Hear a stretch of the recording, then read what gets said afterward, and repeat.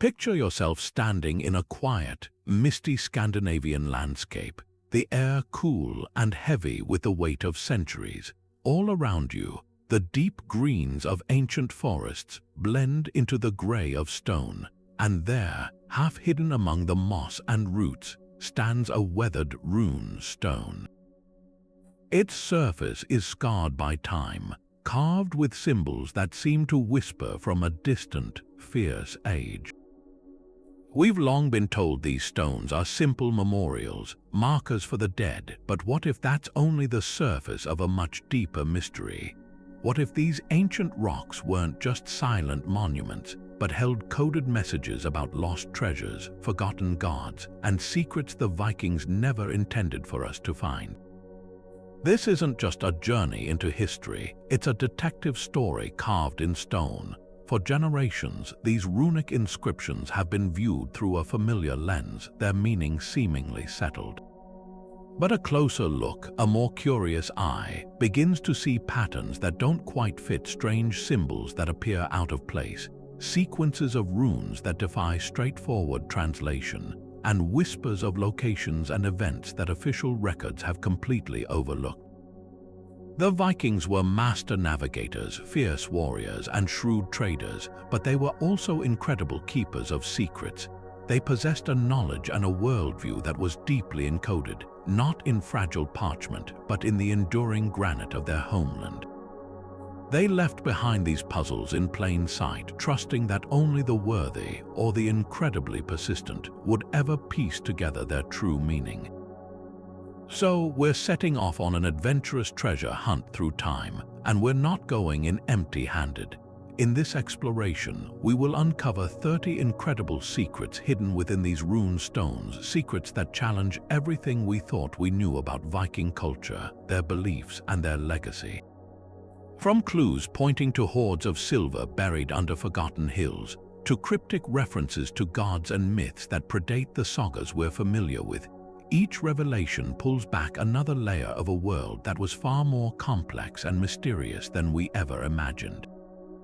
This is more than an academic exercise. It's a chance to connect with the voices of the past, to hear their stories not as they were sanitized for later generations, but as they were truly meant to be understood.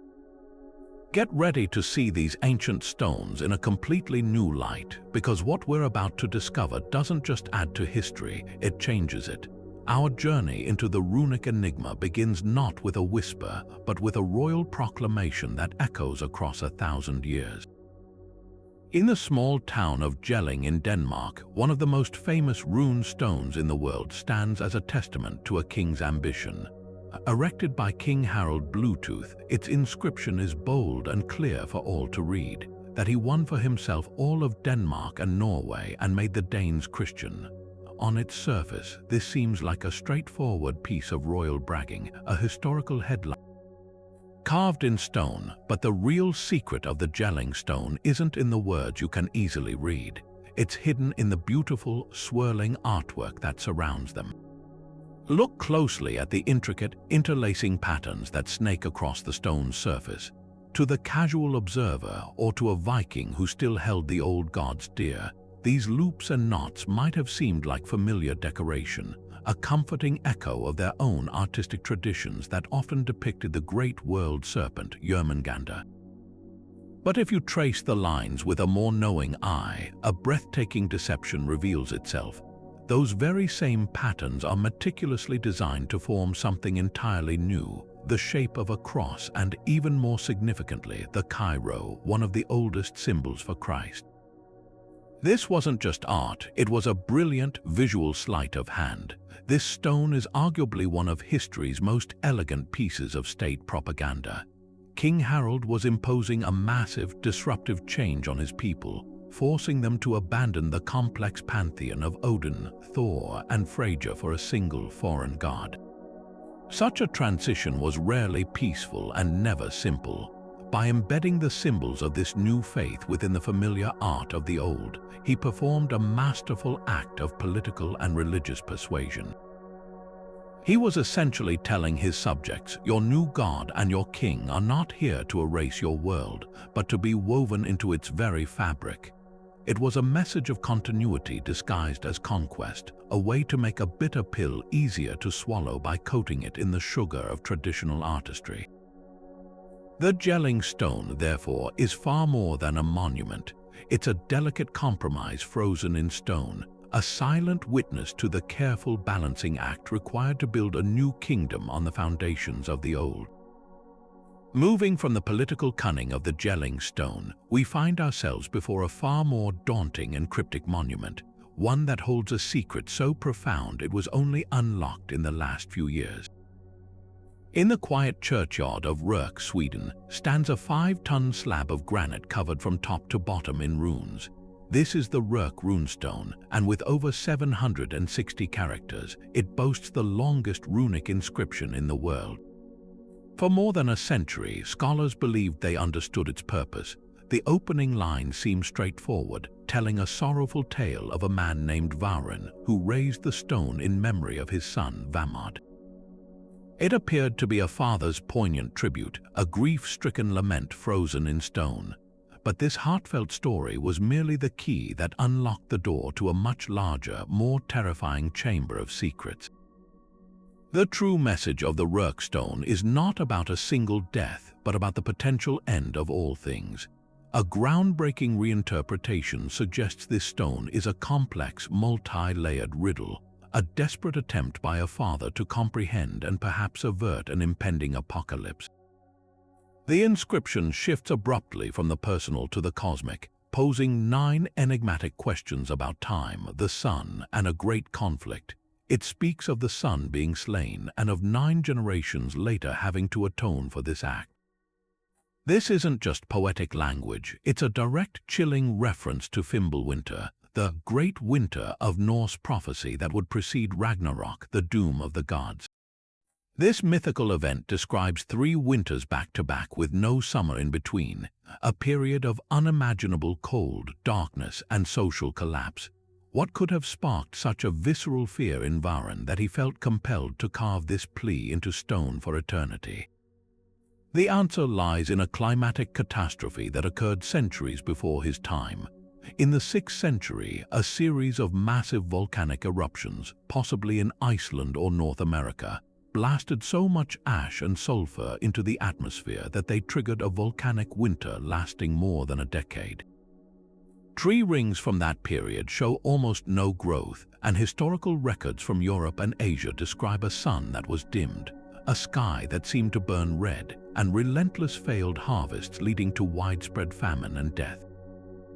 This was not a local event, it was a global disaster whose memory was seared into the collective consciousness of humanity, passed down through generations in oral traditions. Varin, living in the 9th century, was likely facing a period of extreme cold and poor harvests himself, a harsh reminder of that ancient terror. He wasn't just recounting an old myth, he was watching it begin to unfold before his eyes. So he turned his son's memorial into a cosmic distress signal. The stone's complex structure, with its riddles and references to the god Odin and heroic legends, is now believed to be a form of sympathetic magic. By recalling past times of great strife and the deeds of legendary heroes who overcame darkness, Varin was attempting to exert control over a chaotic world. He was inscribing a code, a ritualistic plea to the powers that be, begging for their intervention to stop the cycle of cold and to bring back the light and warmth of the sun.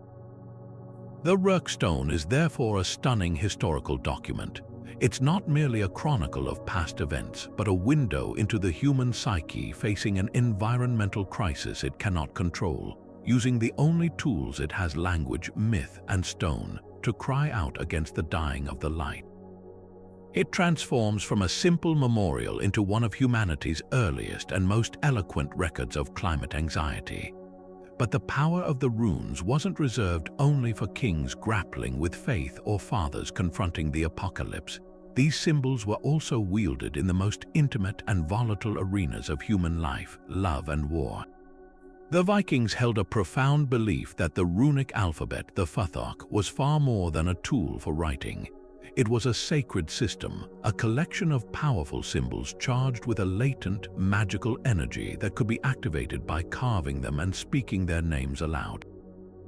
This brings us to our next pair of secrets, the hidden spells for binding hearts and cursing enemies. Consider the Stentoffen stone, a rune stone from Sweden that, on its surface, appears to be a fairly standard tribute to a leader.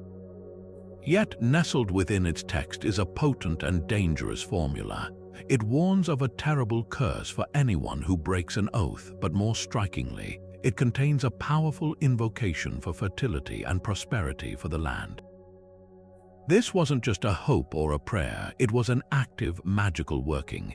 The key to its power lies in a specific, recurring sequence of runes, the Elu formula. To our modern eyes, Elu might seem meaningless, but to a Viking, these 3 runes were a condensed package of immense magical force. Answers represented the gods, specifically Odin, and the power of divine inspiration. Laga's was the rune of water, of flow, of life force and fertility. Yora's was the rune of the wild ox, symbolizing raw strength, vitality, and untamed health. When combined, Elu was less a word and more a direct command to the universe, a spell to channel divine energy into the land and its people, ensuring bountiful harvests and, by extension, the health and continuity of the community. This was a love spell on a grand scale, a ritual to bind the land itself in a fertile, productive union. This concept of binding extends directly into the personal realm. Other runic inscriptions found on smaller, more private objects like amulets or bones use similar formulas in a much more targeted way.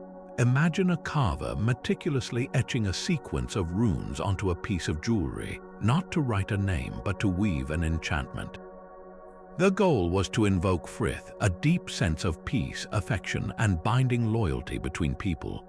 These were love spells in the most literal sense, designed to attract a desired partner or to secure the unwavering devotion of a spouse. The act of carving was the first step in casting the spell, but the true power was believed to be unleashed when the runes were spoken. Their names vibrated into the air, releasing their magical essence to do the carver's bidding. It was a deeply personal magic, turning the abstract symbols of the Futhok into tools for shaping the most fundamental human relationships. And if runes could be used to bind with love, they could just as easily be used to shatter with hate on the battlefield. This leads us to the darker, more aggressive secret of runic battle magic.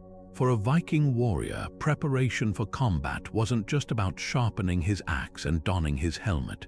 It was also a spiritual and magical undertaking. We have historical accounts like the one from the saga of Egil Skallagrimsson, where a healing rune carved incorrectly could cause sickness, and a protective rune carved correctly could save a life. This principle was amplified to a terrifying degree for warfare. Warriors would often inscribe specific runes like Tu, as the rune of the god Tyr, representing victory and honor in battle, directly onto their weapons and armor.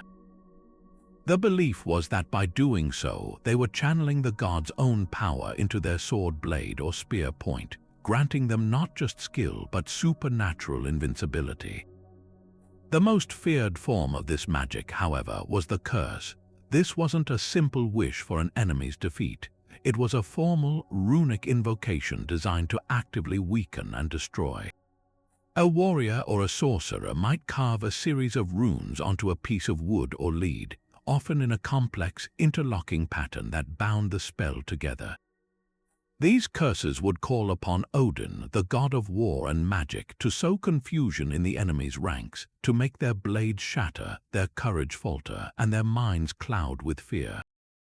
The Issa rune, representing ice and stagnation, could be used to freeze an opponent's movements.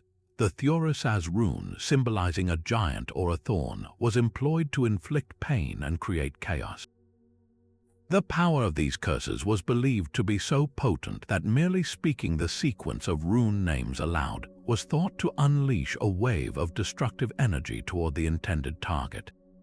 In a world where battle could mean the difference between life and death, slavery or freedom, these runic spells were as crucial a part of a warrior's arsenal as his strength and his steel. While the power of runes could shape the fates of gods and warriors, they also played a far more practical, yet equally cunning, role in the daily lives of ordinary Vikings.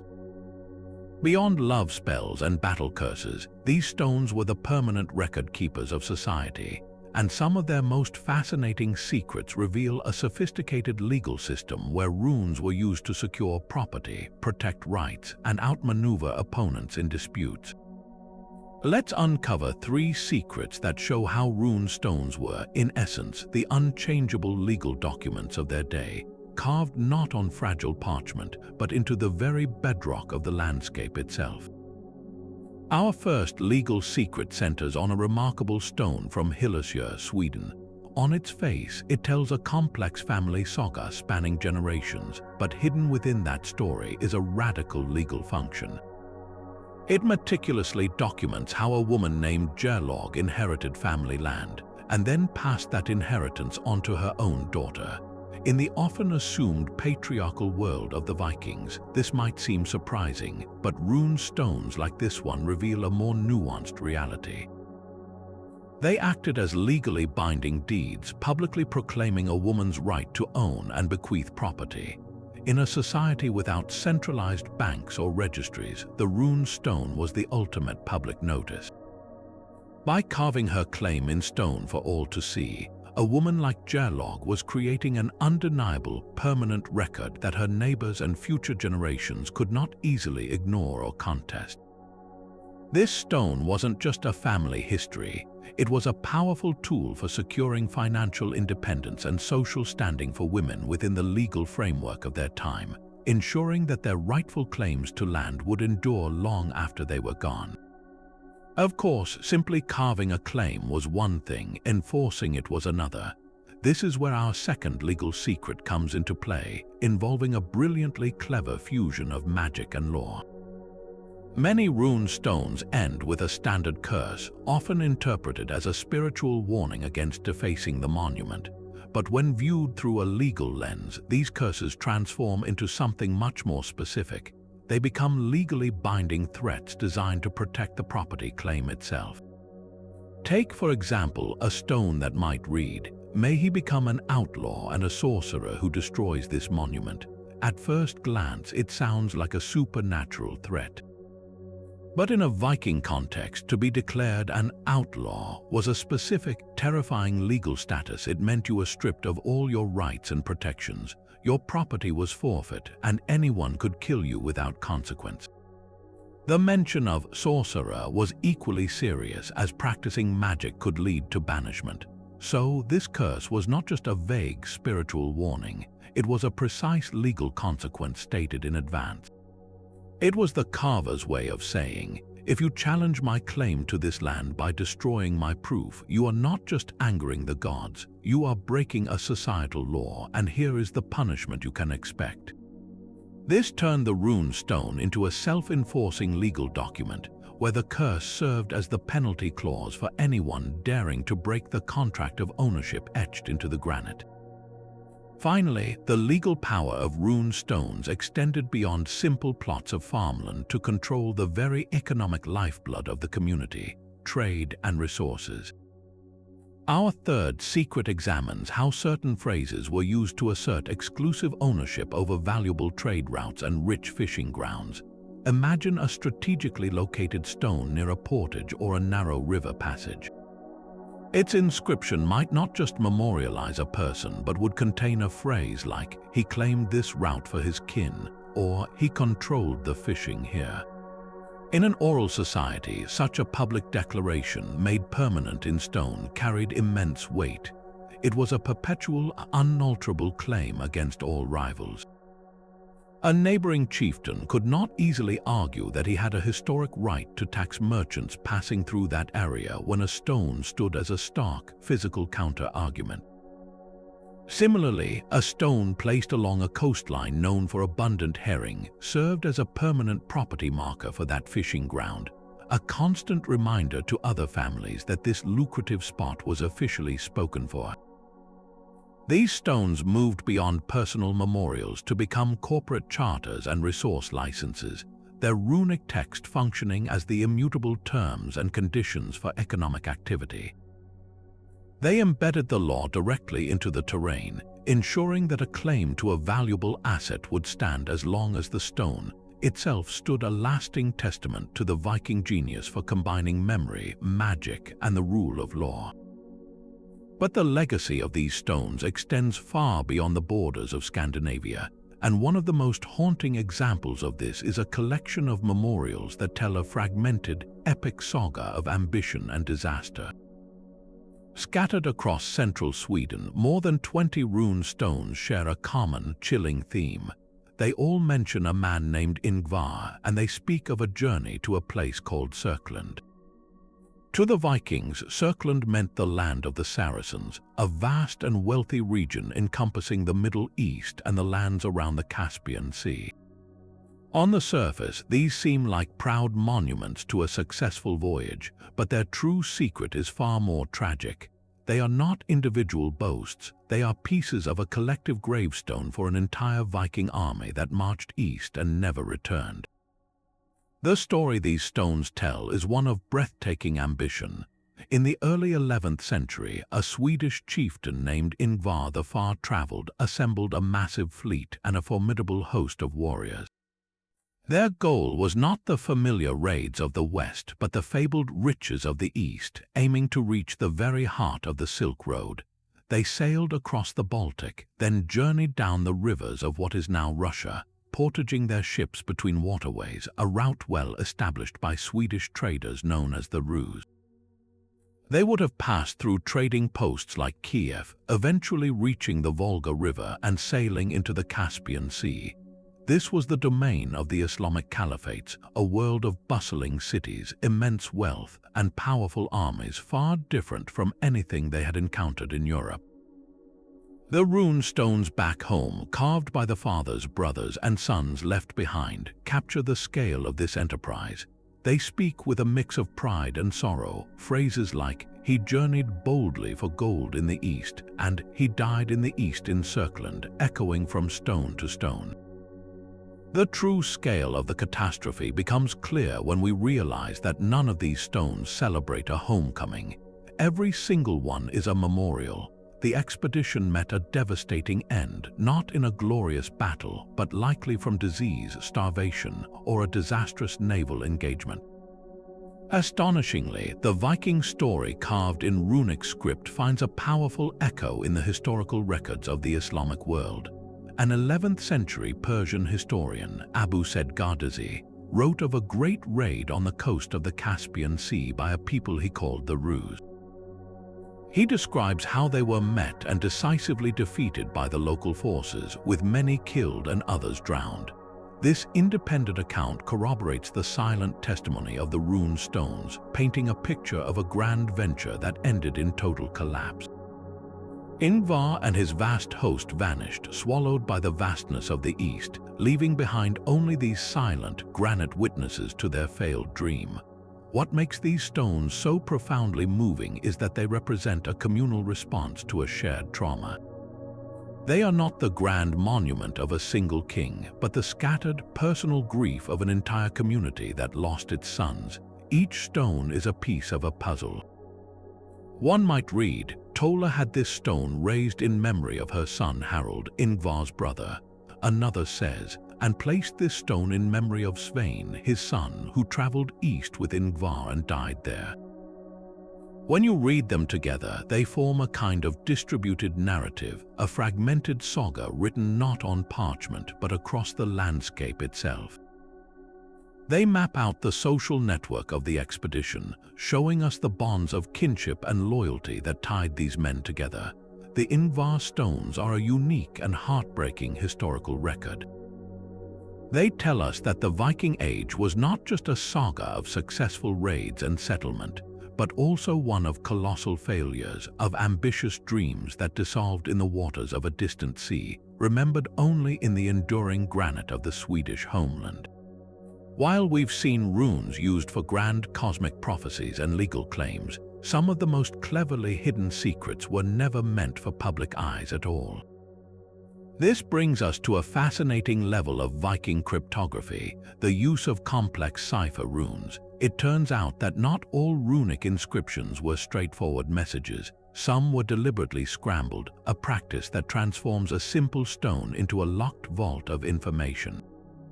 The Vikings, it seems, had a sophisticated understanding of secrecy, developing systems to protect their most sensitive communications from prying eyes, whether those belonged to a rival chieftain, a suspicious king, or simply the uninitiated.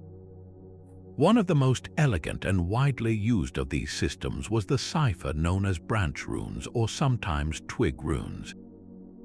Imagine a simple vertical line. Now picture short diagonal lines or branches extending from this central trunk, either to the left or the right. The sheer genius of this system was its simplicity and its power to conceal. Each individual rune in the standard Futhark alphabet was assigned a specific code based on this branch pattern. The code was defined by two factors: the number of branches and their position relative to the central trunk. For example, the first rune, Fehu, might be represented by a single branch on the left side of the trunk, halfway up. The second rune, Yoraz, could be a single branch on the right side in the same position. As you moved through the alphabet, the patterns would become more complex, using combinations of branches at different heights, low, middle, or high on the trunk, to represent each unique character. To the untrained eye, a message written in branch runes would look utterly bewildering, like a series of abstract tally marks or a sketch of a bare, leafless shrub. There would be no recognizable runic letters, just a sequence of these cryptic branch patterns, but for someone who knew the key, the specific cipher system being used, the message would unlock perfectly. This method was not just a parlor trick, it served immensely practical and often high-stakes purposes. Imagine a merchant needing to communicate the location of a hidden trade cache to his partner without their competitor's understanding. Or a chieftain's agent sending a coded report on the movements of a rival jarl's forces. A message carved on a small stick or a piece of bone using branch runes could be carried openly, its true meaning safe from interception. The most tantalizing possibility is that these ciphers were used to record the locations of buried silver hoards, a kind of encrypted treasure map that only the owner and his trusted heirs could decipher, ensuring that a family's wealth remained secure for generations. The existence of such ciphers reveals a side of Viking society that is often overshadowed by their image as brutal raiders. It shows a culture capable of subtlety and intellectual rigor, where literacy and numeracy were combined to create a form of operational security. The branch rune system, in particular, demonstrates a move from simple writing toward a true science of cryptography. It proves that for the Vikings, knowledge wasn't just power, it was a secret to be guarded, a valuable asset that required its own unique locks and keys, carved not in metal, but in the very structure of their sacred alphabet. Far from the tragic saga of the Ingvar stones on the windswept island of Erland, stands a monument that reveals a secret not of loss, but of profound cultural sophistication. The Karlevi stone, at first glance, looks like countless other rune stones, a memorial to a fallen leader. But its true power isn't in the simple fact of the man's death, it is locked within the intricate poetic form of its inscription. This isn't just prose carved in stone, it is one of the oldest and most perfectly preserved examples of a Drottfeet verse, the most complex and prestigious meter in all of Old Norse poetry. This single stone shatters the simplistic image of the Viking as a mindless brute, proving that their culture cherished intellectual artistry and verbal dexterity as much as martial prowess. To understand the genius of this inscription, you have to appreciate the sheer difficulty of the Drottfeet form. This was the crown jewel of skaldic poetry, typically composed by professional court poets to honor kings and jarls. The rules were extraordinarily strict. Each stanza had to have 8 lines, Each line had to have exactly 6 syllables with a specific, rigid pattern of alliteration and, most challengingly, internal rhyme. But the ultimate test of a skald's skill wasn't just following these rules, it was his masterful use of kennings. A kenning is a type of metaphoric compound, a poetic riddle where you describe something not by its name, but by an elaborate, often two-part circumlocution. It was a cultural game of intellectual chess where the poet demonstrated his wit and the listener their education by deciphering the meaning. The Jelling Stone is a masterpiece of this form. Its verse is dedicated to a Danish chieftain named Sibbe, and it doesn't simply say he was a brave warrior. Instead, it uses a breathtaking sequence of kennings to build up his portrait.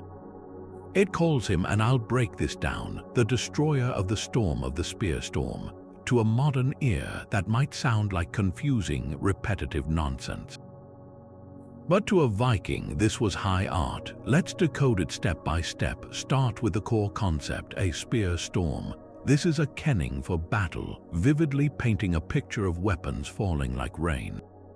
Now, what is the storm of that battle? It is the din, the chaos, the clamor of fighting men, the noise and fury of the combat itself. So, the storm of the spear storm is a kenning for the tumult of battle.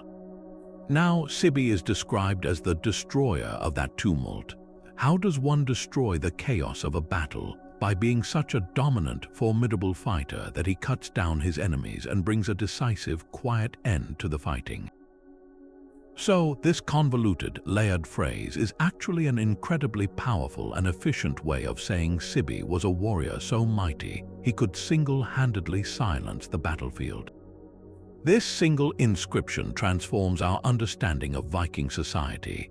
The fact that such a complex verse, requiring a highly literate audience to even understand it, was deemed the most appropriate way to memorialize a leader on a public monument speaks volumes.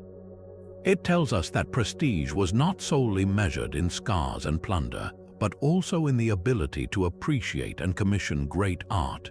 The man who could afford this stone and the community that would read it were participating in a shared culture of sophisticated literacy. The Jelling Stone is therefore a dual memorial. It honors Sibbe the warrior, but it also immortalizes the anonymous skald whose genius turned a man's life into an eternal, intellectual puzzle. It stands as a defiant counter-argument to history, proving that the Viking world was one where the clash of swords was perfectly accompanied by the measured, intricate rhythms of poetry. Yet even as monuments like the Jelling Stone proclaimed the triumph of the new Christian faith, a subtle but powerful undercurrent of resistance was flowing just beneath the surface. Across Scandinavia, other rune stones were being raised that contained a very different kind of secret, not a proclamation of conversion, but a quiet, desperate plea for the protection of the old gods, a coded act of defiance carved in stone for those who knew how to read it. This is the story of a spiritual culture war, fought not with axes but with ambiguously worded inscriptions. Consider a stone like the one at Glavendrup in Denmark. On its surface, it appears to be a perfectly orthodox Christian monument from the 10th century. It begins with a prayer, "May God rest his soul," using the singular Christian God. This was the safe, publicly acceptable face of the inscription, the part that would satisfy any visiting priest or royal agent. But then, in the very same text, the carver included a phrase that would have sent a shiver of recognition through any pagan neighbor: "May Thor hallow these runes." This was not just a nostalgic nod to the past, it was a deliberate, bold act of theological hedging. The family that commissioned this stone was covering all its bases. They were publicly acknowledging the new political reality of a Christian king, while privately and powerfully invoking the god of thunder, the protector of Midgard, to consecrate their memorial and watch over their dead. It was a brilliant, dual-layered message, one for the new authorities and one for their own community and the gods they still revered. This practice reveals the immense social pressure that accompanied forced conversion. For a local chieftain or a wealthy landowner, refusing to convert could mean political isolation, economic ruin, or worse. Outright rebellion was often futile. So they devised a form of passive resistance that was both safe and symbolically potent. By embedding the name of Thor or Odin within a seemingly Christian framework, they were making a last stand for their ancestral faith. They were saying, in effect, you can force us to pay lip service to your God, but in our hearts and in this permanent record, our loyalty remains with the Aesir. A stone like the one at Sonderkirkeby throws this into even sharper relief. Its inscription is dedicated to a man named Toki, who it says did not flee at Uppsala. This is a fascinating and loaded statement. The temple at Uppsala was one of the most sacred sites of the Old Norse religion, a place of great sacrifices. For a Christianized society, this site would have represented a pagan past they were supposed to reject. But here, the stone commemorates Toki's bravery in its defense. This was not just a memory, it was a proud declaration of his loyalty to the old ways, a bravery worthy of being remembered for all time, even as the new religion sought to erase such deeds from history. The genius of this resistance lay in its plausible deniability. To a Christian reader, the phrase, "May Thor hallow these runes," could perhaps be dismissed as an archaic, meaningless formula, a stubborn cultural habit rather than an active pagan prayer. But to someone who still worshipped the old gods, it was a clear and powerful signal. It was a way of maintaining a secret religious identity, of keeping the flame of the old faith alive in a world that was increasingly hostile to it. These stones became permanent altars to a dying world, the last echoes of a 1,000-year-old belief system refusing to go quietly. They stand today not just as memorials to the dead, but as silent witnesses to a profound cultural struggle where the subtlest carving of a god's name could be the most courageous act of defiance. Now let's journey thousands of miles from the misty forests of Scandinavia to a place that feels like a different world altogether, a small, sandy island in the Black Sea, off the coast of what is now Ukraine. Here on the island of Berezin, archaeologists made a stunning discovery. A rough, unassuming piece of local limestone about the size of a large loaf of bread covered in lichen. But when they cleaned it, they found runes. This is the Viking Rune Stone, and it holds a secret not of cosmic dread or royal propaganda, but of something profoundly human and ordinary. Its inscription is startlingly simple. Granny built this mound in memory of Karl, his partner. In its stark simplicity lies one of the most revealing secrets about the true scale and nature of the Viking world. This stone is the easternmost runestone ever found, a lone Viking voice speaking from the edge of the known world. Its very existence is a powerful testament to the incredible distances these people traveled, not just as raiders but primarily as traders. Granny and Karl were almost certainly part of the vast commercial network known as the Osterwege, the Eastern Way, or the River Road.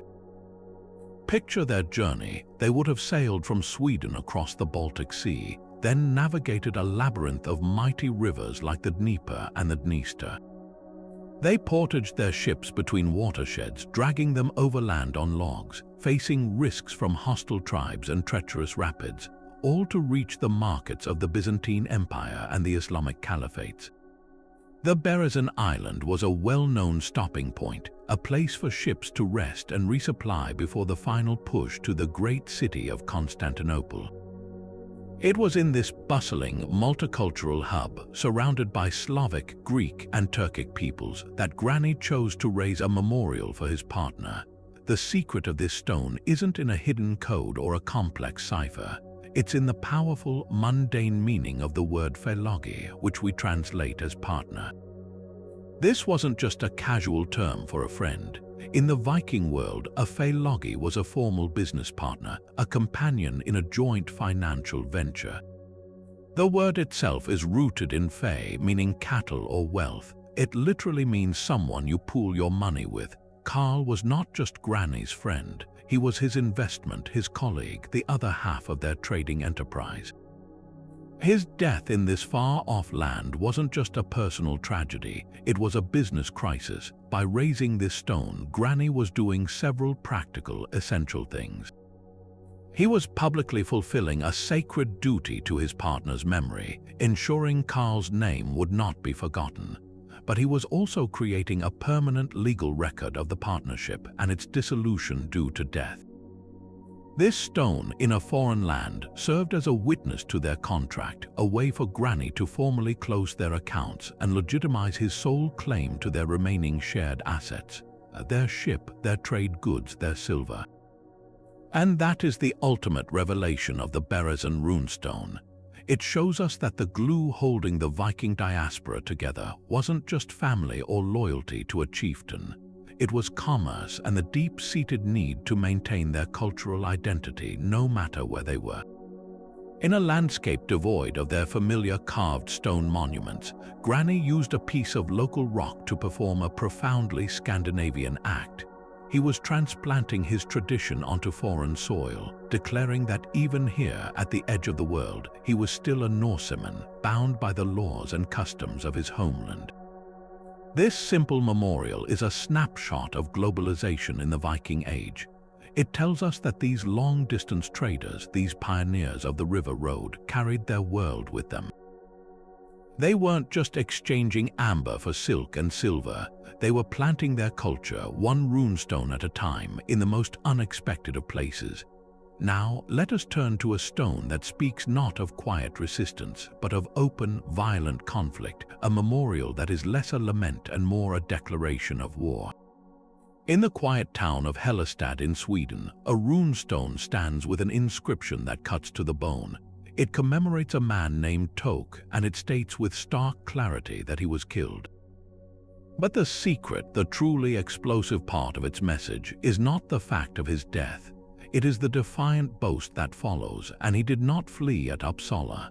To the modern ear, this might sound like a simple tribute to courage, a Viking version of he stood his ground. But in its original context, this phrase was a loaded political bomb, hinting at a pivotal, bloody chapter in the religion. War for Scandinavia's soul that history books have almost entirely forgotten. The key to unlocking this secret lies in understanding the profound significance of Uppsala in the late Viking Age. This was not just any town, it was the spiritual heart of the Old Norse religion, a place of immense power and sanctity. The temple at Uppsala, described in later accounts, was a massive cult center, a place where kings were ordained and where great blots or sacrifices were held to appease the gods Odin, Thor, and Frey. For the growing Christian powers, led by ambitious kings like the one who commissioned the Jelling Stone, Uppsala represented the ultimate prize. It was the ideological headquarters of the pagan opposition. To conquer Uppsala was to symbolically behead the old faith, to prove that the new god was more powerful than the Aesir. Therefore, the phrase "he did not flee at Uppsala" is not a generic statement about bravery in any random battle. It is a highly specific geographic and political marker. It tells us that a major, decisive battle was fought right at the gates of the most sacred pagan site. A battle so significant that simply having been there and stood firm was a badge of honor worthy of permanent record. This transforms the Hellestad stone from a simple memorial into a piece of partisan propaganda. Tok was almost certainly not a lone warrior. He was most likely a member of the temple's retinue, a professional warrior sworn to protect the priests, the sacred groves, and the very altar of the old gods. He and his comrades would have formed the last line of defense against a besieging Christian army, a force determined to raise the temple and erect a church in its place. The stone's emphasis on the fact that he did not flee is a deliberate contrast. It implies that others did. It paints a picture of a desperate, chaotic last stand where the temptation to run for one's life must have been overwhelming. By celebrating Tok's refusal to do so, his family was making a powerful statement to their community. They were saying, "Our kin died a hero's death, defending our gods and our way of life from those who would destroy it." In a time of shifting allegiances, this was a bold, public affirmation of where their loyalties lay, even in defeat. The most haunting aspect of this secret is the historical silence that surrounds the battle it references. No saga, no chronicle, no king's skald proudly recounts the storming of the Uppsala temple in any detail. This was likely not an event the victors were eager to memorialize in song, as a direct assault on a major cult center could have been seen as overly brutal, sparking further rebellion. For the losing side, the trauma of the defeat and the desecration of their holiest site was perhaps too painful to sing about. The Hellestad stone, therefore, becomes one of our only surviving witnesses. It is a shard of history from the losing side, a grieving brother's voice cut in stone that confirms a cataclysm the official records chose to ignore. It gives a name, Tok, to a conflict that otherwise exists only in shadow, proving that the conversion of Scandinavia was not always a slow, peaceful process of persuasion, but was often cemented in the blood of those who refused to abandon the thunder god for the cross. While many rune stones spoke to gods and ghosts, others had their feet firmly planted in the mud and rock of the real world, serving a vital, practical purpose for the living. These were the road signs and property deeds of the Viking Age, and their secrets reveal a society that was just as pragmatic as it was spiritual. Our next two secrets explore how these stones functioned as essential tools for navigation and territorial control, guiding travelers across treacherous landscapes and marking the lines between friend and foe. The first of these practical secrets reveals that many rune stones were deliberately placed as critical navigational aids. Picture a Viking trader, his Norse ship laden with furs and amber, sailing along an unfamiliar, rugged coastline. Lighthouses were centuries away and detailed charts were non-existent. His survival depended on recognizing natural landmarks, and the Vikings, being master mariners, augmented nature with their own permanent markers. They would erect rune stones on prominent headlands at the mouths of rivers or on islands visible from the sea. The stone itself, a tall, pale shape against the green landscape, was the first signal. But the true genius was in the specific carvings. A rune stone featuring a clearly etched ship wasn't just a generic tribute to a seafaring life, it was often a direct message. It could indicate a safe, deep water harbor nearby, a place to anchor and rest without fear of running aground. Conversely, a stone placed inland, perhaps along a river, might display a ship to mark the beginning of a portage route, a path where sailors would have to unload their cargo and physically drag their vessels overland to reach the next navigable lake or river. These stones functioned as a communal, enduring maritime manual, each one a chapter written in stone, guiding fellow Norsemen along the complex waterways that were their highways. But the guidance didn't stop at the water's edge. Other rune stones were placed to warn of more immediate, deadly dangers. Imagine a stone standing near a set of roaring rapids or a waterfall.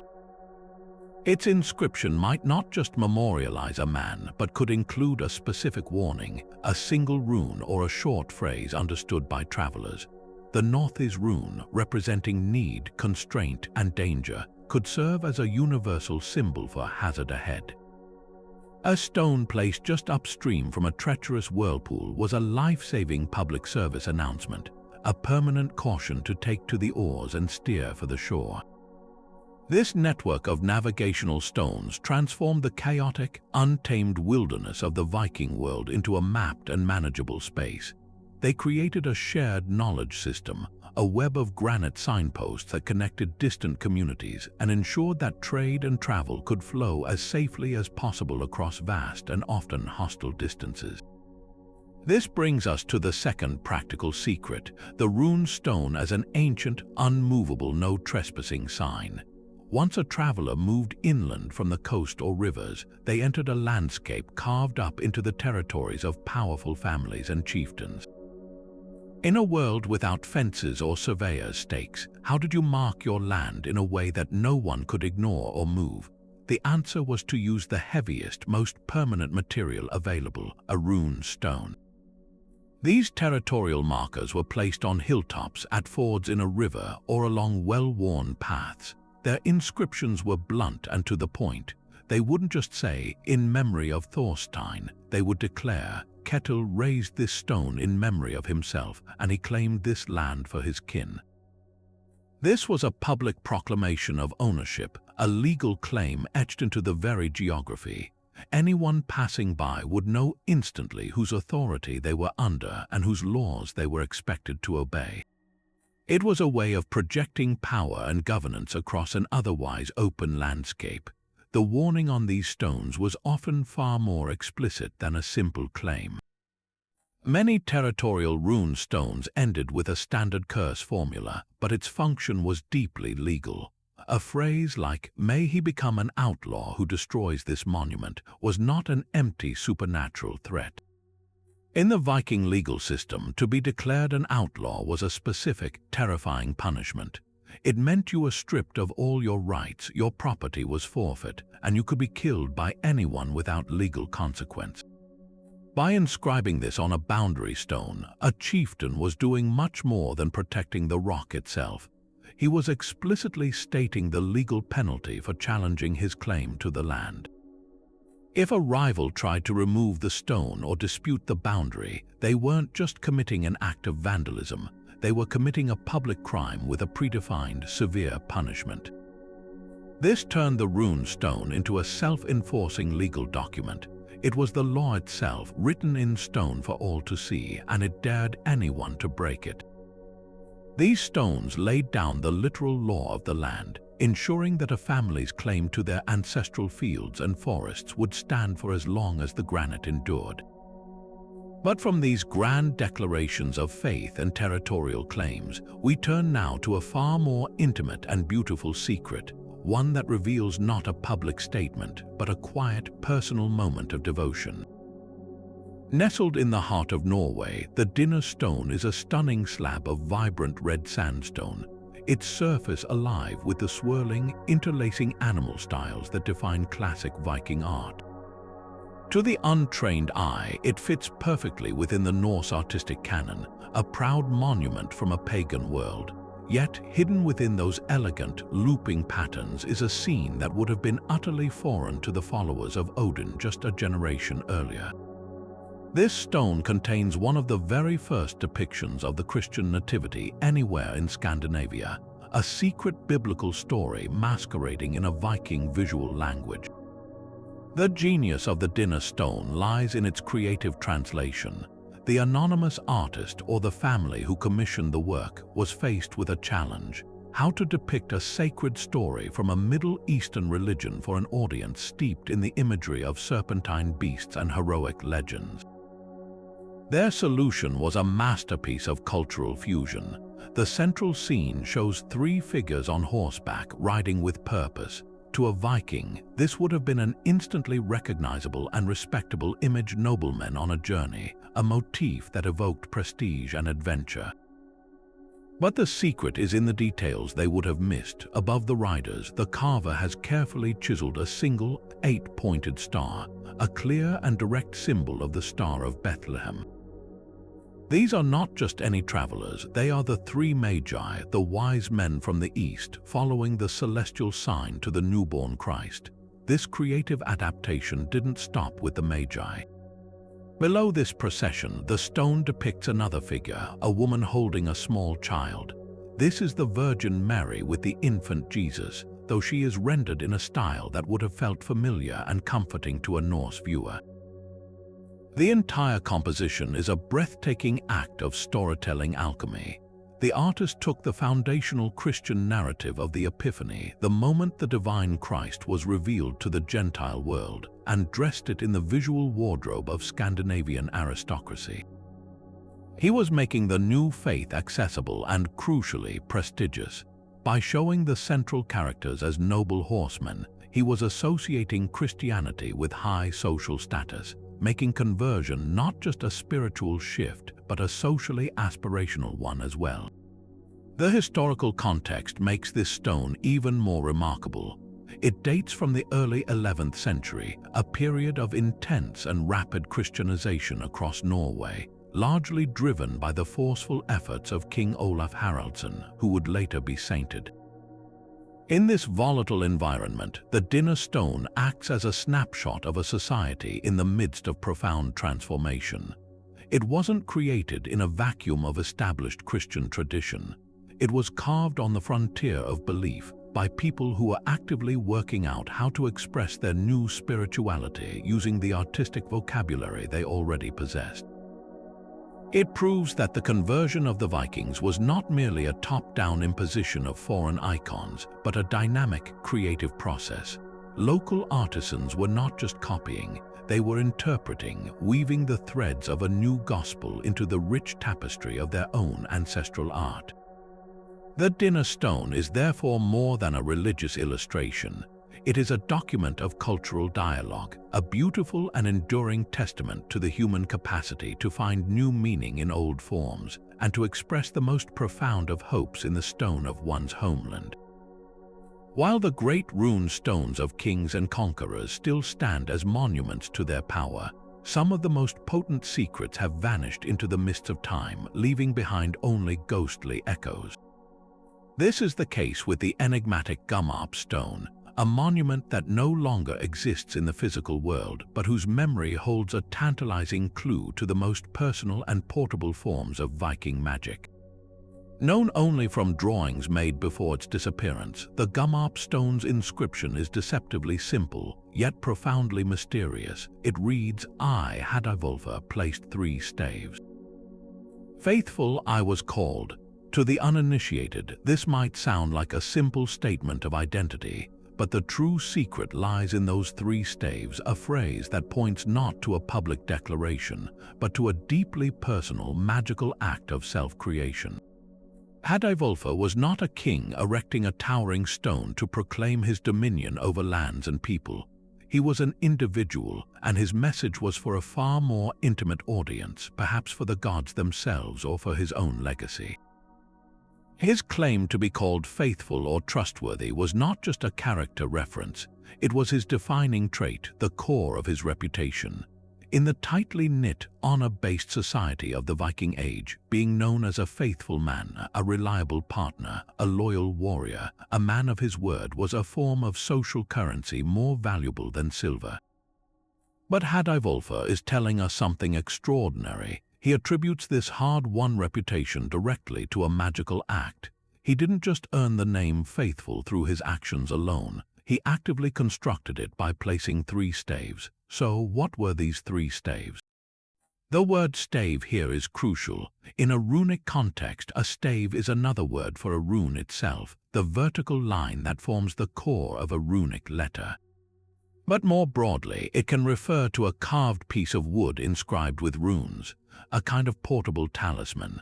The leading theory is that Hadaivolfr is describing the creation of a specific, powerful runic formula, a sequence of 3 runes that he carved, likely onto small wooden sticks, and then deposited or activated in a ritually significant way. This wasn't random magic, it was a targeted spell. We see parallels in other finds, like the discovery of the Ribe skull fragment, a piece of bone from 8th century Denmark inscribed with a plea to Odin to cure a condition called the bane of the bone, a clear example of runic healing magic.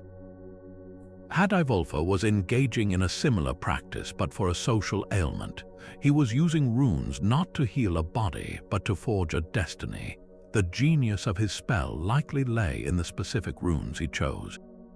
While we can't know the exact trio, we can speculate based on runes associated with binding, oaths, and positive outcomes. A powerful combination might have included answers, the rune of Odin, representing divine inspiration and communication, essentially calling upon the highest authority to witness and sanctify his oath. Reidho, the rune of the wagon, symbolizing the right journey, order, and correct conduct, would ensure his actions were always aligned and trustworthy. Finally, Wonjo, the rune of joy, fellowship, and harmony, would actively attract the positive relationships and loyalty that define a faithful man. By combining these 3 staves into a single working, Hadaivolfr was essentially programming his own reality.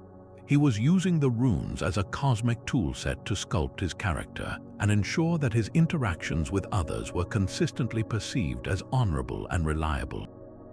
This transforms the lost Gummarp stone from a simple memorial into a unique artifact of personal branding through magic.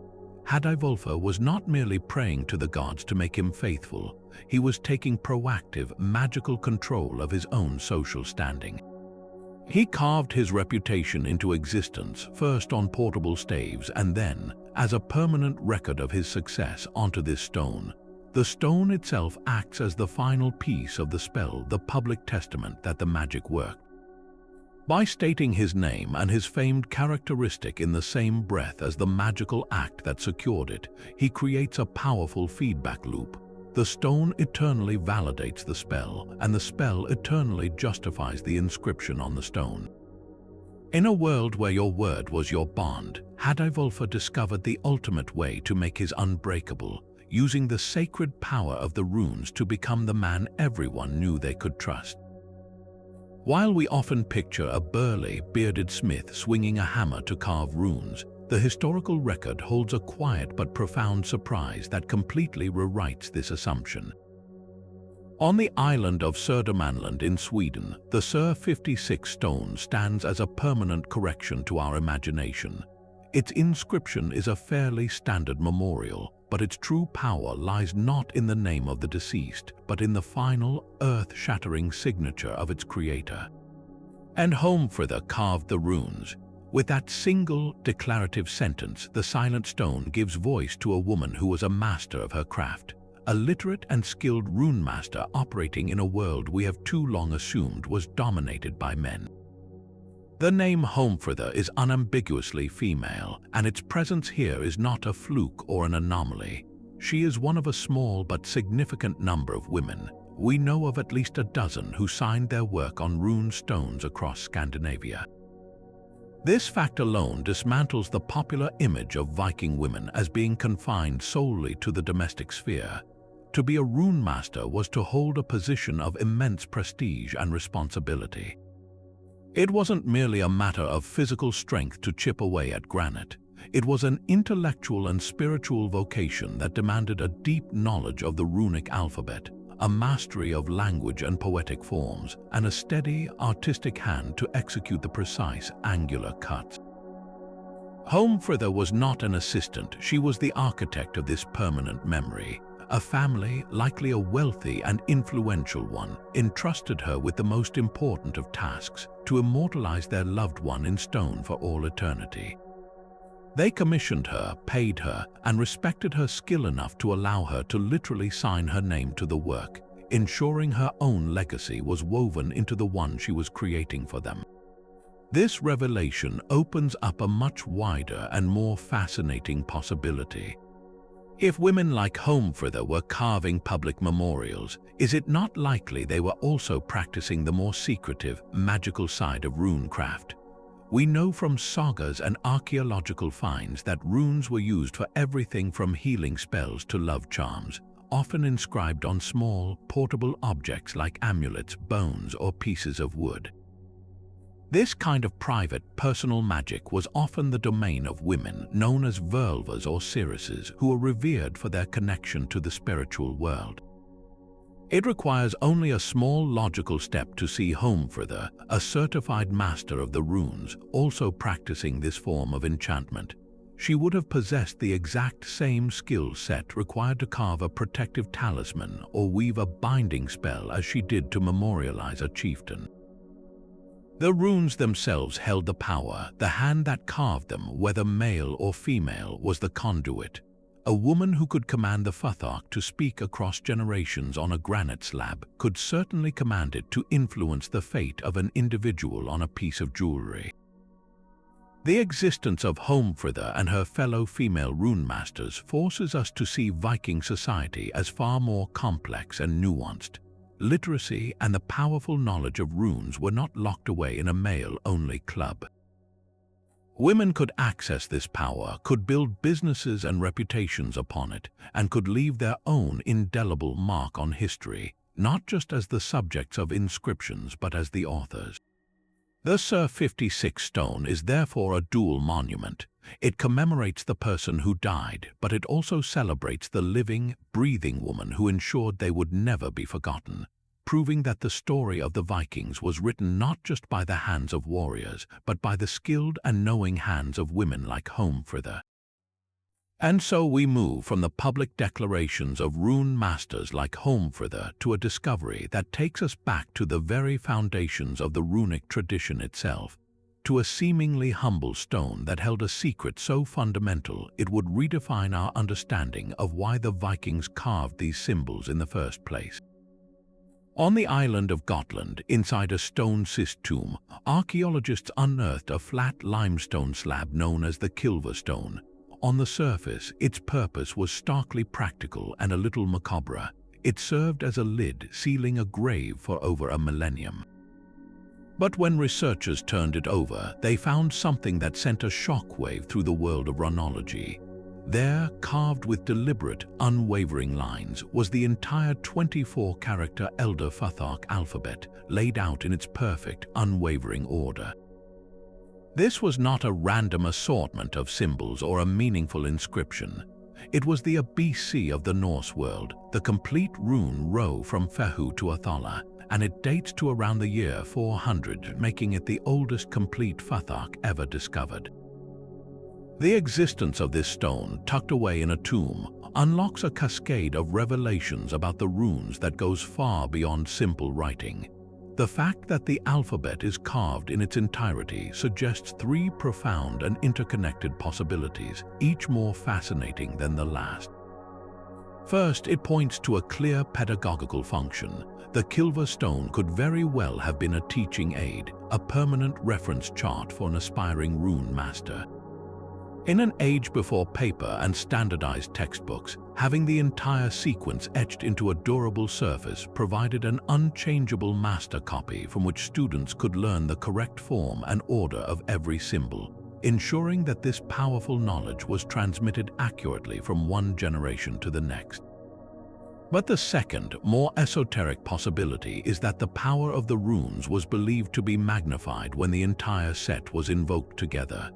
Think of it not as an alphabet, but as a complete toolkit of cosmic forces. Each individual rune possessed its own specific energy, Fehu for wealth, Yoraz for strength, Theorisaz for conflict, and so on. But to carve the entire Futhark in sequence was to summon the totality of that power to create a unified field of magical potential. This wouldn't have been used for a specific, targeted spell like a love charm or a curse. Instead, the complete Futhark may have acted as a foundational, all-purpose enchantment, a way to bless a place, consecrate an object, or create a potent protective ward. The act of inscribing the full sequence was in itself a powerful ritual, an invocation of the entire spectrum of forces that governed the Viking cosmos, from creation to destruction and back again. This leads us directly to the third and most haunting possibility, the one that explains its final resting place as a grave lid. The Vikings held a profound belief that knowledge was not just a tool for the living, but an essential companion for the dead on their journey into the afterlife. The perilous road to the underworld was fraught with challenges, from crossing chilling rivers to confronting guardian spirits. A soul needed every advantage it could get. By sealing the tomb with a stone that contained the entire, ordered Futhark, the living were providing the deceased with the ultimate spiritual resource. They were equipping their loved one with the complete cipher to the universe, a master key that could unlock doors, offer protection against hostile spirits, and provide the wisdom needed to navigate the unknown realms of the dead. It was the equivalent of sending a traveler into the wilderness with a full set of maps, tools, and weapons, all condensed into a single, powerful inscription. The Kilva stone, therefore, shatters any simplistic notion that runes were merely letters. It presents them as a complete, sacred system. Its presence in a grave transforms it from a simple lid into a metaphysical battery, charged with the collective power of the Futhark and intended to sustain the soul for an eternity. It tells us that for the people who carved it, the runes were a technology for interacting with the very fabric of reality, a technology they believed was potent enough to accompany them even beyond the veil of death. While the protective magic of the Gummarp stone and the masterful carvings of Homfrida showcase the rune's more benevolent applications, this sacred alphabet also possessed a dark and formidable power capable of instilling fear for generations. We now uncover a terrifying trio of secrets centered on curses so potent they were believed to actively warp reality, creating spiritual danger zones that persisted for centuries. These are not the simple legal threats found on boundary stones, but deep, malevolent maledictions intended to inflict suffering on a cosmic scale. Our journey into this darkness begins with the Björketorp stone, a towering, solitary monolith in southern Sweden that stands like a silent sentinel in a field. Its runic inscription is a masterpiece of intimidation, a direct and vicious curse aimed at a hypothetical future transgressor. It reads, "I foresee perdition for the man who breaks this monument." Bewilderment and treachery and death by witchcraft. The wording here is chillingly specific. Bewilderment suggests more than simple confusion. It implies a complete unraveling of the mind, a descent into madness where the victim can no longer distinguish friend from foe or reality from nightmare. Treachery ensures that this madness will manifest in social betrayal, turning the victim against their own kin and allies, destroying them from within their community. And the final blow, death by witchcraft, is a truly insidious fate. In a society that deeply feared and punished sorcery, this curse ensures the victim will not only die, but will be associated with the very dark magic that killed them, forever staining their memory. The Björketorp curse was designed not just to kill, but to obliterate a person's sanity, honor, and posthumous reputation in one fell swoop. This terrifying prospect raises a compelling question. What was so important that it required a spiritual nuclear deterrent of this magnitude to protect it? Unlike other rune stones, the Björketorp monument bears no obvious memorial inscription. It doesn't mention a specific person. This has led to the compelling theory that the stone itself and the two smaller, uninscribed stones that stand with it were not a grave marker at all, but the focal point of a sacred site. It may have marked a place of ancient worship, a hidden burial mound of a powerful chieftain, or even a location where a significant trove of wealth was concealed. The curse was the only security system it needed. By promising a horrific, supernatural retribution for anyone who even disturbed the area, the carver created a permanent, self-enforcing guardian. The stone didn't need armed men to watch over it. Its own words and the profound belief in their power were enough to keep everyone at bay. This concept of a conditional curse, one triggered by a failure to fulfill a sacred duty, is explored with even greater complexity on the Stentoffen stone. While it also contains benevolent magic for fertility, its curse reveals the intricate link between community prosperity, divine favor, and harsh spiritual consequences. The inscription warns that a man named Hathewolf R would give good harvest, but only if the people made the proper sacrificial offerings. The curse that follows is activated by a failure to uphold this sacred bargain. It promises bewilderment and treason and condemns the guilty to be an outcast from everything. This is a curse of societal and spiritual exile.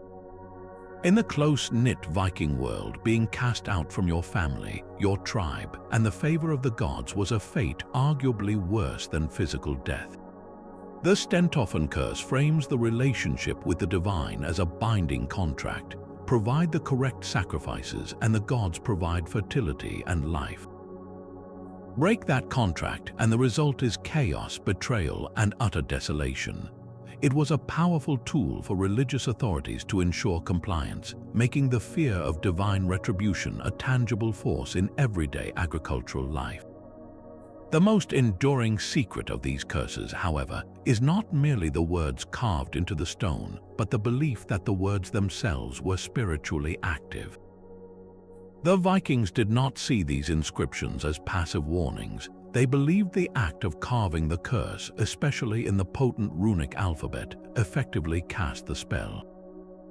The curse was live, a latent spiritual minefield waiting for a victim to trigger it. This belief transformed the area immediately surrounding a cursed stone like Björketorp into a forbidden zone, a place considered genuinely haunted for centuries. Local folklore and names for these locations often reflect this long-lasting dread. The stone became a landmark to be avoided, not out of simple superstition, but out of a genuine, culturally ingrained fear that the curse remained potent and would enact its terrible sentence on anyone foolish enough to test it. This created an incredibly effective form of long-term social and territorial control. A chieftain could secure a sacred burial ground, a hidden treasure, or a vital resource like a spring or a patch of fertile land simply by raising a single, well-cursed stone. He didn't need to post guards for generations. The curse did the work for him. The monument acted as both a legal document stating the penalty and the metaphysical mechanism for delivering it. The community itself became the enforcer, passing down stories of the stone's power and steering clear of the accursed ground, thereby protecting whatever secret or value lay within its shadow. These cursed stones were therefore the ultimate combination of law, religion, and magic, their terrifying promises ensuring that their creator's will would be respected long after their own names were forgotten, their power echoing through the ages not in shouts but in the fearful silence that surrounded them. Now let's explore a rune whose secret lies not in a curse or a poem, but in its very shape, a symbol that became the ultimate key to hiding treasure in plain sight. This is the story of Algiz, the rune that looks like a simple, upright figure with arms raised to the sky, or perhaps a single, branching antler. On the surface, its meaning seems straightforward: protection. And it was indeed a powerful, portable ward, often carved onto amulets and weapons to invoke a divine shield around the bearer. But this protective reputation was merely the public face of Algiz. Its true, hidden function was far more cunning and geographically precise, turning it into a secret cartographic symbol for the Vikings' most valuable hidden hoards. The deeper secret of Algiz is rooted in its alternative name, Elhaz, which means elk. But the connection isn't to the animal itself, it's to the elk's sedge grass, a specific, tough-stemmed plant that thrives in a very particular and often overlooked environment. This grass grows exclusively in liminal spaces, those ambiguous, transitional zones where one state of being shifts into another. Specifically, it flourishes in the boggy ground right at the boundary between solid land and open water, in the marshy edges of lakes and the slippery banks of rivers. This unique habitat gave Algiz its esoteric power. It wasn't just a rune of general protection, it was the rune of the threshold, the guardian of the in-between. It represented the magical and physical potency found at the margins, where the familiar rules of the dry world met the mysterious, fluid realm of the water. This conceptual understanding of Algiz was then applied with brilliant practicality. For a Viking looking to safeguard his wealth, the greatest challenge wasn't just finding a hiding spot, but creating one that was both physically secure and spiritually protected from discovery. Burying a chest of silver in the middle of a field was risky. Anyone might dig there, but hiding it in a liminal space, a place defined by Algiz, was a stroke of genius.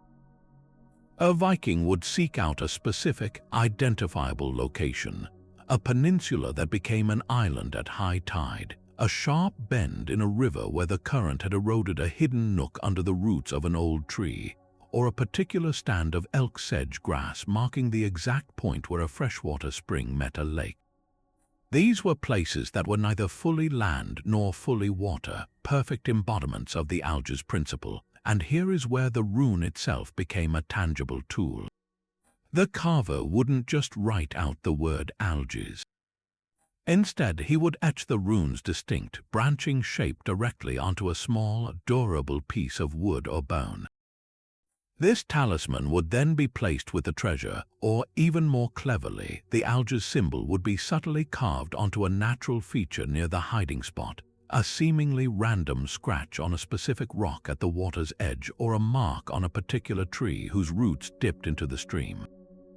To any casual passerby, this mark would be meaningless, just another weathering scar on the stone or a gash in the bark. But to the person who buried the hoard and to the trusted heir he taught the secret, that symbol was a blazing signpost. It was a permanent, silent message that said, the treasure is hidden here in this liminal space under the protection of this rune. This system provided a dual layer of security that was incredibly difficult to breach.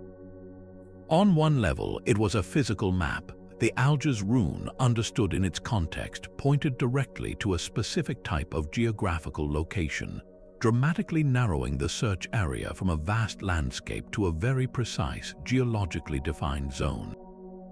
On a second, more powerful level, it was a spiritual and psychological deterrent.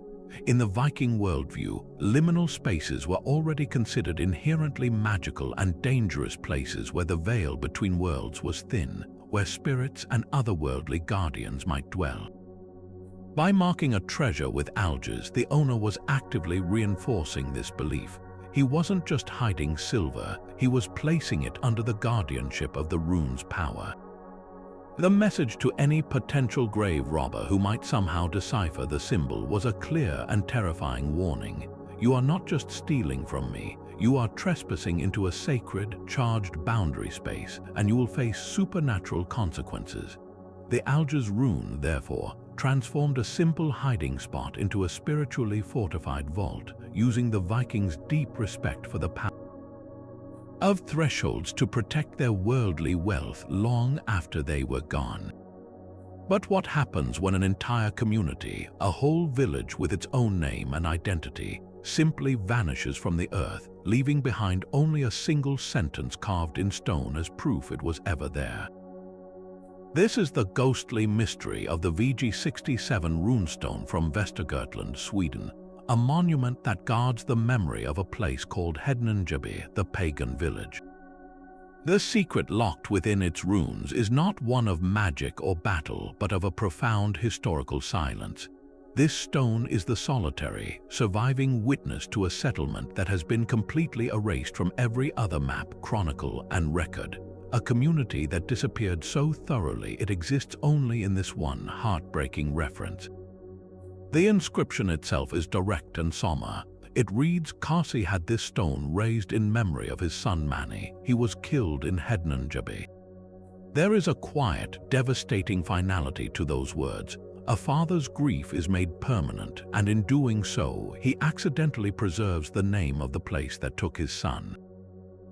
For historians, this is a staggering piece of evidence. The name Hedninjaby is a compound word, where Hedning means heathen or pagan, and by means village or settlement. So we have a literal pagan village mentioned in a runic inscription, a place name that screams its religious and cultural identity. Yet, despite extensive archaeological surveys and the scouring of medieval land registers, no village by that name appears anywhere else. It is a geographic ghost, a settlement that has vanished without a trace on the ground, surviving only in this carved lament. This disappearance points directly to the immense cultural pressures of the Christianization period.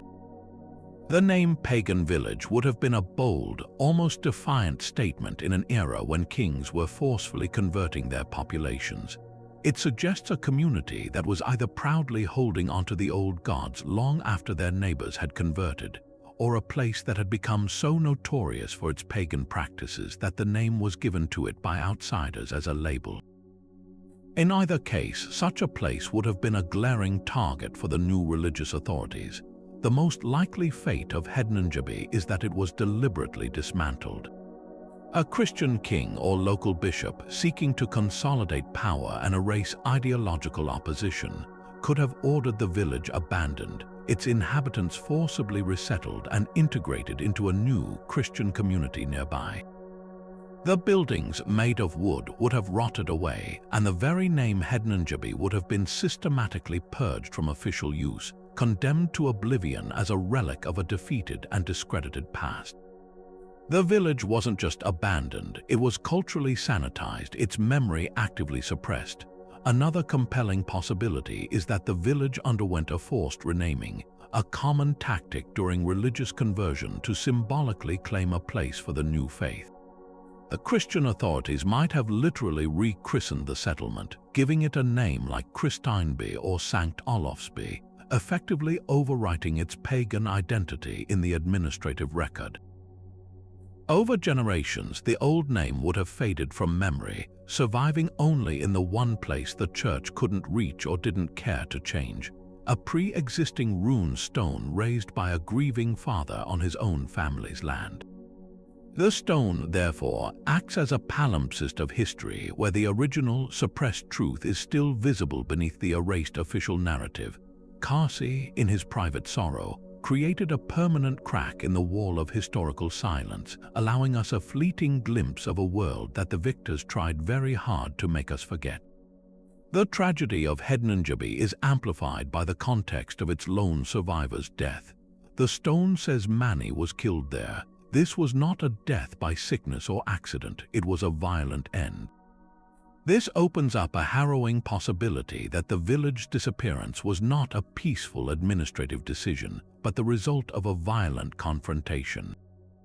Hedninjabi could have been the site of a local religious war, a small-scale massacre where a Christian militia attacked the holdout pagan community, killing defenders like Mani and scattering the survivors. The village might have been burned to the ground as a warning to others, its location so thoroughly cursed by the violence that it was never resettled, its very ground left fallow and its name spoken only in whispers until even the whispers faded. The VG67 stone is therefore more than a memorial, it is a cenotaph for an entire community. It commemorates not just one man, but the death of a way of life, a tiny, independent world of the old faith that was violently or systematically scrubbed from the landscape, its story reduced to a single, stark line on a weathered piece of granite, a ghost village whose only epitaph is a father's love for his slain son. Walking into the quiet, cool interior of Hosmo Church in Sweden, your eyes might initially sweep over the familiar features of a medieval Christian place of worship: the wooden pews, the simple altar, the light filtering through plain glass windows. But if you let your gaze linger on the stone walls, you might notice something that doesn't quite fit. One particular stone, built seamlessly into the fabric of the church, is different. Its surface is not rough and unadorned. It is covered in carvings, a chaotic palimpsest of lines and shapes that seem to tell two very different stories from two vastly different eras. This is the Hosmo Church stone, and its secret is one of deliberate cultural overwriting, a silent, stone-bound testament to a violent transition of power and faith. To understand the true significance of this stone, you first have to peel back the most recent layer, the Viking runes. The inscription is a standard memorial, a message from the Viking Age carved for a man named Banki. But look closer and you see that these runes are not carved into a blank slate. They are superimposed over a much older, more mysterious set of images. Before it was a rune stone, this slab was a pre-Viking Age picture stone from the Scandinavian Iron Age, a type of monument often associated with pagan religious practices. These picture stones frequently featured spirals, sun wheels, ships carrying souls to the afterlife, and warrior symbols deeply connected to a worldview that worshipped a pantheon of gods and revered the cycles of nature and death. The stone at Hosmo was originally one of these sacred pagan objects, likely standing upright in a place of honor, perhaps marking a grave or serving as a focal point for rituals under the open sky. The act of taking this specific stone and building it into the wall of a church was not an act of pragmatic recycling or a simple shortage of building materials. It was a calculated, symbolic act known as spoliation, the deliberate reuse of materials from a defeated culture's monuments by a new, victorious power. This practice was a powerful form of psychological and spiritual warfare. By taking a sacred object from the old religion and physically embedding it into the very structure of the new faith. The Viking converts or later Christian builders were sending an unmistakable message. They were demonstrating in the most tangible way possible that the old gods were not just false but subservient. The power they once held was now contained, repurposed, and literally supporting the walls of the new order. It was a way of saying, your sacred altar is now our foundation stone. Your past is merely rubble for our future. This practice of spoliation goes far beyond mere construction. It is a universal tactic of conquest seen throughout history. Think of Roman emperors carting off obelisks from Egypt to adorn their circuses, a public display that said, your ancient civilization now serves our entertainment. Or consider medieval churches across Europe built directly upon the foundations of Roman temples, using the very stones of the pagan pantheon to erect their naves. The psychological impact on the local population is profound. For those who still held the old beliefs, seeing their sacred stone defaced with foreign runes and mortared into a church wall was a deep spiritual humiliation. It was a constant physical reminder that their world was gone, its relics now mere masonry. For the converts and the newcomers, however, it was a symbol of triumph and a warning against backsliding. Every time they entered the church, they walked past a trophy case displaying the subjugation of the defeated faith. The Hosmo stone, therefore, is a conversation between two eras frozen in granite. We have the older, silent language of pagan, symbols the spirals that may have represented the sun's journey or the cycle of rebirth, the ships that carried the dead to the afterlife.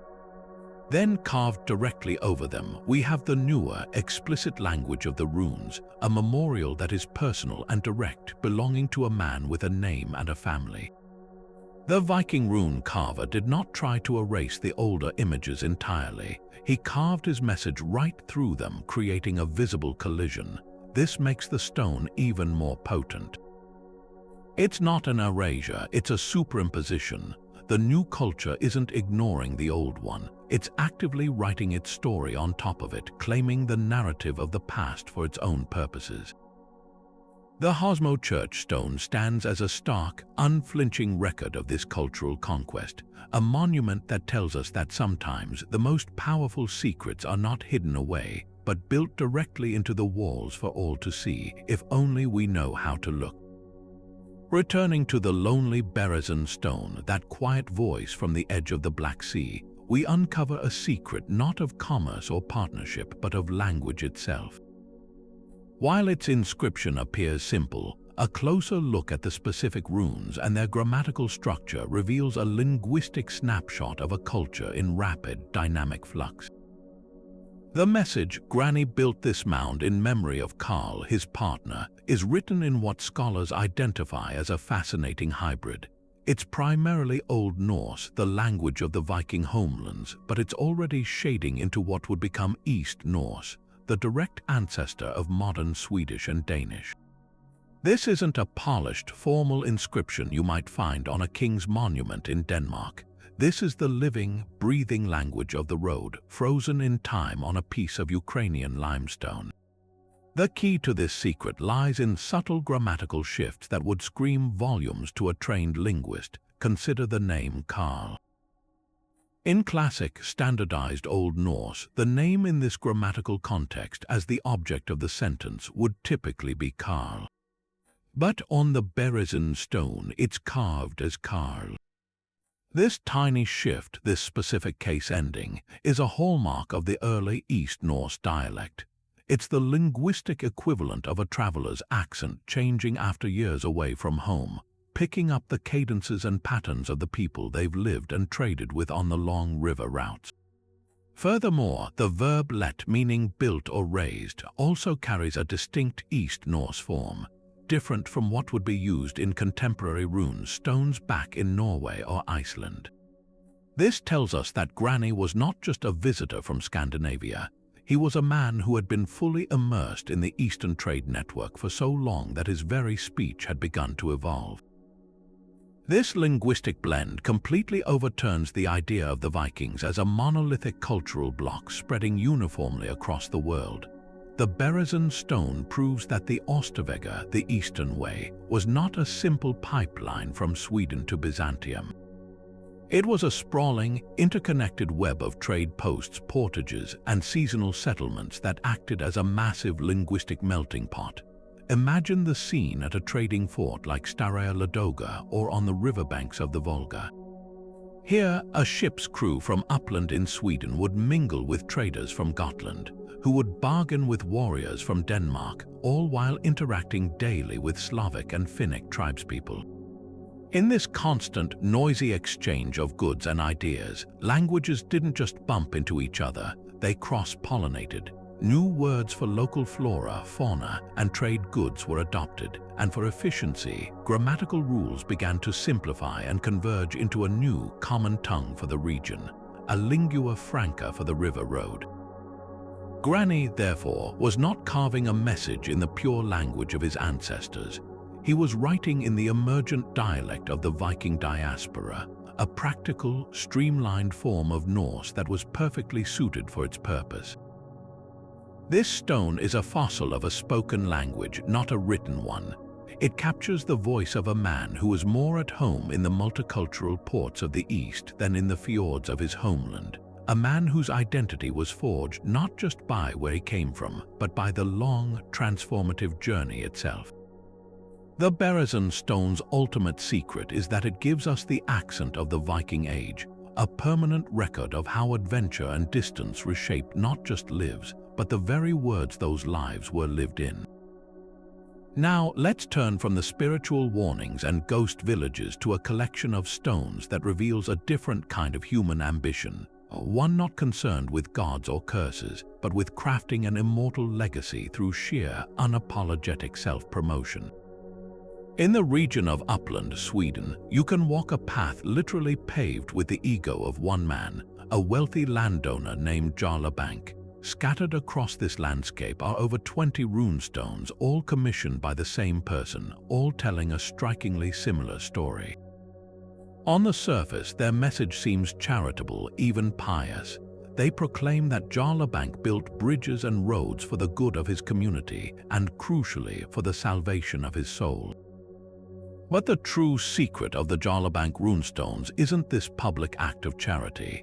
It's the breathtakingly vain and calculated campaign of personal branding that they represent, a medieval equivalent of a social media influencer saturating the landscape with his own name.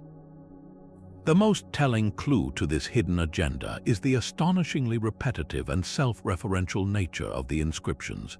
Stone after stone carries a variation of the same phrase. Jarle Bank had this stone raised in memory of himself while alive. Think about that for a moment. Most rune stones were raised by grieving family members to honor the dead. Jarle Bank, however, skipped the middleman. He was his own benefactor, his own subject, and his own publicist. He wasn't waiting for his heirs to maybe, possibly, build a monument in his name. He was taking direct control of his narrative, ensuring that his version of events, his greatness, his wealth, his piety, would be the one that echoed through the ages. This repetition wasn't an accident of limited vocabulary, it was the entire point. Every time a traveler passed one of his stones, they were reminded of his name. Every time a neighbor saw one, they were reinforced with the image of Jarle Bank as the benevolent, powerful patriarch. He was creating a personal echo chamber carved in granite. This network of stones functioned as a kind of ancient geographic marketing campaign. Jarle Bank didn't just place them randomly, he positioned them strategically to maximize visibility and assert territorial control. They stood at the boundaries of his extensive land holdings, at the crossroads where trade routes met, and right beside the very bridges he claimed to have built. A person couldn't use one of Jarle Bank's bridges without walking past a stone that told them who to thank. They couldn't travel through his district without being repeatedly confronted with his name and his deeds. This was more than just bragging, it was a sophisticated form of power projection. In a society where reputation was a form of currency and political influence was tied to land and public works, Jarle Bank was ensuring that no one could ever forget who the most important man in the region was. He was literally writing his resume onto the landscape itself, making the very geography an extension of his identity. But why such an extravagant effort? The answer lies in the volatile political and social world of 11th century Sweden. This was an era of rapid Christianization and shifting power structures. Old family allegiances were being tested, and new sources of authority like the church were emerging. For a local chieftain like Jelling Stone, this was a precarious time. His traditional power base could erode quickly. By commissioning these bridges and roads, he was performing a classic act of elite competition known as conspicuous consumption. He was spending a massive amount of wealth on projects that were public, useful, and highly visible, thereby proving his immense resources and solidifying his social status. The rune stones were the permanent receipts for this expenditure. They were his way of saying, "Look what I can afford to do. My wealth is so great that I can not only build this infrastructure, but I can also afford the master rune masters to commemorate it over and over again." The supposed piety of the act doing it for his soul's salvation was the perfect, socially acceptable cover for latent power play. In a newly Christian society, donating for the good of one's soul was a recognized and praised action. Jelling Stone was cleverly using the language of the new religion to legitimize a very old-fashioned desire, the quest for eternal fame. He was hedging his spiritual bets while simultaneously securing his worldly legacy. The Jelling Stone rune stones, therefore, are a fascinating study in the psychology of power. They show us a man who understood the power of media, the importance of name recognition, and the enduring value of a well-crafted personal brand. He transformed the traditional rune stone from a memorial for the dead into a living, breathing monument to his own ambition, ensuring that 1,000 years later we are still speaking the name of Jelling Stone. Imagine coming across a stone in a forgotten field, its surface dominated by a single, stylized face staring out with wide, unblinking eyes. This is no portrait in the modern sense. The features are stark and geometric, almost alien to our sensibilities. For generations, these so-called mask stones were interpreted in two straightforward ways.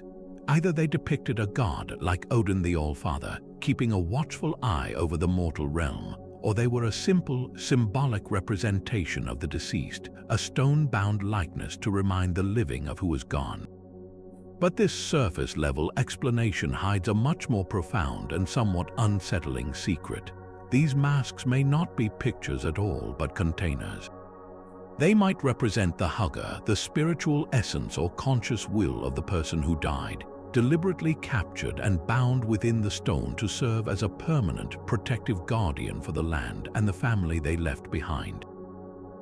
To grasp the power of this idea, we must first understand the Viking concept of the self, which was far more complex than a simple body and soul. A person was believed to possess several overlapping spiritual components, and one of the most important was the hugger. Think of the hugger not as a ghostly apparition, but as the core of a person's consciousness, their willpower, their unyielding character, and their vital force. It was the part of a person that could, in life, be projected outwards. A warrior with a particularly strong hugger could send it forth in battle to weaken an enemy, causing their sword arm to falter or their courage to fail. In death, this powerful force did not simply evaporate. Without a body to anchor it, the hugger of a strong-willed individual could linger, becoming a restless and potentially dangerous presence. A neglected hugger might grow bitter and malignant, haunting the family as a revenant or bringing misfortune to the farm. The Viking world was one alive with unseen forces, and managing the spiritual fallout of death was a critical part of ensuring the community's continued prosperity and safety. This is where the genius of the mask stone reveals itself. By carving the stone with a face and dedicating it to the deceased, the family was not merely creating a memorial. They were performing a powerful act of spiritual and territorial management. They were providing the restless hugger with a new, permanent home, a vessel made of the most enduring material they knew, solid rock. The carving of the face was a ritual act of binding. The empty, staring eyes weren't meant to see in a physical sense. They were a symbolic anchor, a focus point that tethered the spiritual essence to a specific location in the landscape.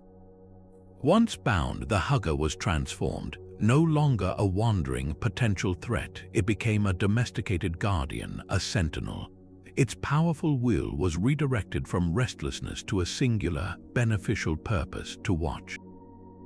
The stone became the physical heart of a spiritual territory, and the hugger, now bound to it, would use its influence to protect the family's land, their livestock, and their descendants from harm.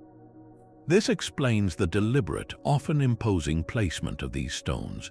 They weren't tucked away in quiet churchyards. They were erected on high ground, at the boundaries of a family's estate, or at the entrance to a farm. They were positioned to be seen not just by people but by the spirit world.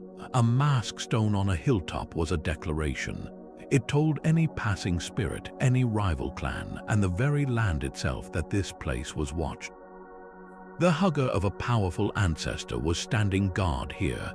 This created a spiritual fence around the property, a metaphysical barrier that was considered far more effective than any wooden palisade. The belief in this protective function was so potent that moving or damaging such a stone was considered one of the most dangerous acts imaginable. It wasn't just vandalism, it was an act of spiritual desecration that would release the bound hugger, with unpredictable and likely terrible consequences for the fool who dared to disturb its slumber. The mask stone, therefore, was the ultimate fusion of memory, magic, and real estate law, ensuring that even in death, the most formidable members of a family continued to defend their legacy, their watchful gaze fixed for eternity upon the land they once called their own. And yet, beyond these powerful guardians of land and lineage, the runes also served a purpose that was both profoundly mystical and utterly practical, touching the very rhythm of daily life and the turning of the seasons. We come now to one of the most enduring and widely used applications of the runic alphabet, the perpetual calendar stave. While we've uncovered secrets carved in imposing granite, this particular innovation was most often found on a much humbler, more personal object, a carefully carved piece of wood, small enough to be carried in a pouch or hung on a wall in a farmer's longhouse. The secret here is that the Vikings developed a brilliant system to transform their sacred futhark into a functioning, cyclical calendar, a device that could track the complex dance of the sun and moon across the entire year, guiding everything from the sowing of crops to the launching of ships.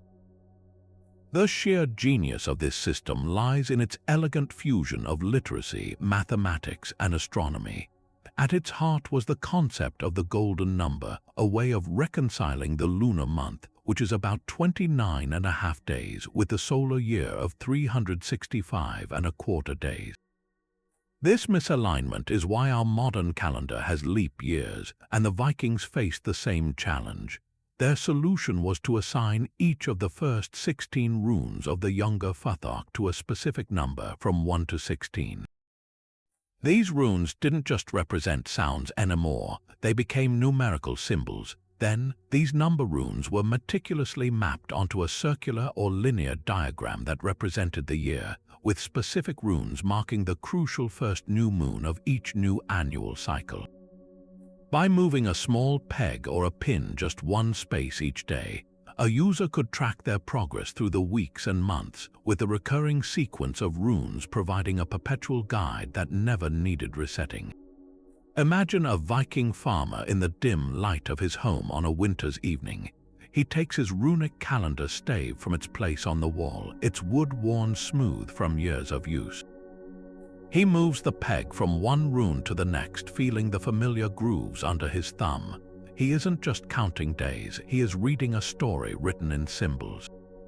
He sees the rune R, which means harvest or plenty, approaching on the stave, and he knows it is nearly time to begin preparing his tools for the spring sowing. He sees the rune Jol, a rune created specifically for the purpose, and he knows the great Yule festival, the winter solstice, is close at hand, a time of feasting, sacrifice, and hope for the sun's return. This was not a passive calendar, it was an active tool for survival. It encoded generations of accumulated knowledge about the best time to plant barley, when the herring would be running, and the precise window for launching a trading voyage to avoid the autumn storms. The runes, in this context, were a direct line to the cyclical wisdom of the natural world. This system also reveals a sophisticated understanding of the heavens that is often overlooked. The calendar stave wasn't just a count of days, it was a way of tracking the lunisolar cycle, which was essential for determining the dates of important pagan holidays that were not fixed to a solar calendar, much like Easter is in the Christian tradition. The great festival of Sigablot, for instance, held to secure victory and luck for the summer raids, depended on the phases of the moon. By using the runic golden numbers to follow the moon's progress, a chieftain or a priest could announce the exact day for the ceremony with authority. This device, therefore, placed a tremendous amount of practical and religious power in the hands of the person who possessed and could interpret it. It was a symbol of knowledge and status, a tool that governed the rhythm of an entire community, from the lowliest thrall to the highest jarl, all orchestrated through the silent, inexorable progression of the rune. The humble calendar stave proves that the Viking legacy is not just one of conquest and chaos, but of quiet observation, intellectual order, and a deep, abiding connection to the timeless cycles of the earth and sky.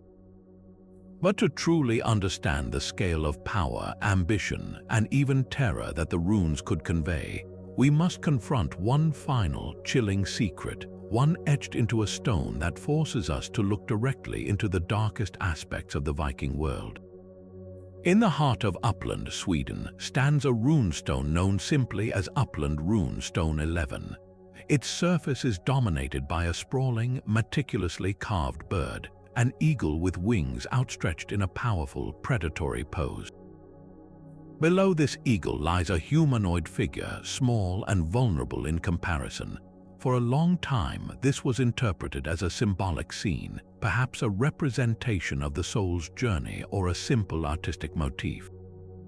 But a more unsettling interpretation has emerged, one that suggests this stone is not symbolic at all, but a starkly literal record of one of the most infamous and gruesome rituals ever attributed to the Vikings, the blood eagle. The blood eagle, as described in later Icelandic sagas, was a method of execution so brutal it seems to border on myth. The accounts describe a victim being laid prone, their ribs hacked from the spine and pulled outward to form a pair of horrific, bloody wings. The final, grisly act was the removal of the lungs, which were then draped over the splayed ribs. The sagas tell us this was a sacrifice to Odin, the god of war and death, a way to offer him a blood eagle and secure his favor in a time of conflict. For centuries, historians have debated whether this ritual was a literary invention, a terrifying piece of propaganda created by Christian authors to demonize their pagan ancestors, or a dark folktale that grew in the telling. The secret of the Uppland stone is that it might be the only piece of non-literary, contemporary evidence that this ritual was not a myth but a terrifying reality. When you examine the stone with this possibility in mind, the details become profoundly disturbing. The sheer size and dominance of the eagle is the first clue. In Norse mythology, the eagle is inextricably linked to Odin. He was often depicted with two ravens, but a great eagle was said to perch at the very top of the world tree, Yggdrasil, symbolizing a high, all-seeing perspective, but also a connection to death and carnage, as the eagle was a carrion bird. By carving an eagle directly over a human victim, the rune master was creating a direct visual link between the killing and the god.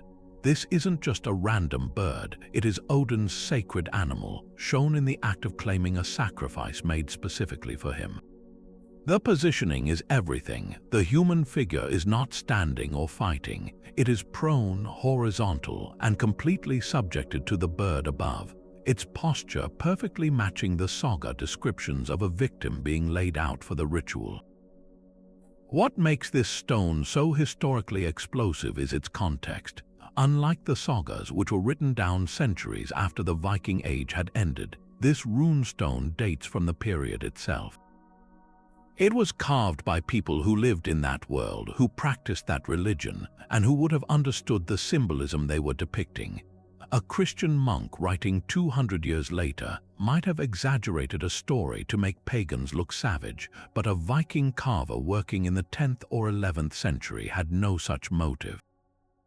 If this is a depiction of the blood eagle, it was carved because it represented something that actually happened, an event so significant, so terrifying, or so successful that it was deemed worthy of being memorialized in permanent stone for the entire community to see.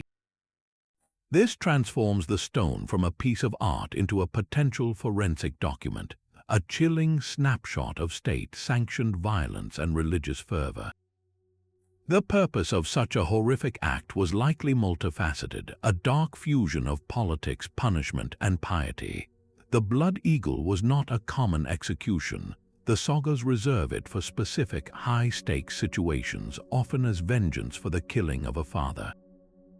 It was the ultimate reprisal, a way to not only kill an enemy but to utterly annihilate their honor and legacy in the most public and gruesome way imaginable. By turning a man's body into a sacrifice for Odin, the perpetrator was doing more than just killing. He was making a supreme political statement, demonstrating his absolute power and his willingness to go to the most extreme lengths to appease the gods and secure victory. It was a form of psychological warfare meant to terrify rivals into submission, a message that said, "Cross me, and this will be your fate, and your death will serve my God." The upland stone, therefore, forces us to reconcile the Vikings' incredible achievements in art, navigation, and law with their capacity for calculated, ritualistic brutality. It suggests that their profound spiritual beliefs, their complex understanding of the cosmos, and their drive for honor could all be channeled into acts of terrifying violence. This one stone, with its stark, graphic imagery, pulls back the curtain on the ultimate cost of power in the Viking Age. It stands as a grim reminder that the runes did not only record poems and bridges, they also bore witness to the darkness, preserving the memory of a time when the price of a chieftain's ambition or a son's vengeance could be measured in the splayed ribs and torn lungs of a human offering to the All-Father. And yet, despite the shocking visual evidence, a significant and compelling school of thought urges us to step back from this grisly conclusion. These skeptics argue that our modern sensibilities, horrified by the saga accounts of the blood eagle, may be causing us to misinterpret a far more conventional piece of Viking symbolism. To the trained eye of an art historian, they suggest the upland stone doesn't depict a human sacrifice at all, but rather a powerful and common motif, an eagle, the sacred animal of the god Odin, shown in its classic triumphant pose, perhaps even standing over a generic, stylized prey animal, its meaning more about divine favor and royal power than ritualistic murder. The core of the skeptical argument rests on the nature of Viking art itself. This was not a realistic artistic tradition in the way we understand it today. Viking artists were masters of abstraction, of weaving complex symbols and creatures into the intricate loops and knots of their unique visual language. Animals were rarely depicted with photographic accuracy. Instead, they were rendered in a stylized, almost geometric manner, their bodies contorted to fit the space and to convey an idea rather than a literal scene. The so-called human figure beneath the eagle, when viewed through this lens, could just as easily be interpreted as a smaller animal, perhaps a wolf or a serpent, common antagonists of the eagle in Norse mythology, representing the chaotic forces that the god, and by extension the chieftain memorialized by the stone, has conquered.